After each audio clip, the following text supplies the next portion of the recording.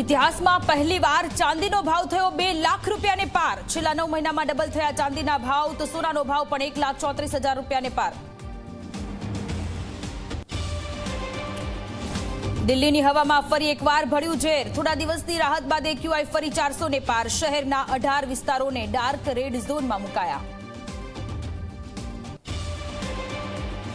અમદાવાદના વિરમગામ પાસે ટ્રકની અડફેટે 2 યુવાનના મોત। રામછાપરી નજીક ટ્રકની ટક્કર વાગતા બાઇક સવાર 2 યુવકના મૃત્યુ। અકસ્માત બાદ ટ્રક ચાલક ફરાર। મહેસાણાના બદલપુરાની દંપતીનું લિબિયામાં અપહરણ। પોર્ટુગલ જવા નીકળેલા દંપતીને લિબિયામાં બનાવાયા બંધક। છોડવા માટે માંગી 2 કરોડની ખંડણી।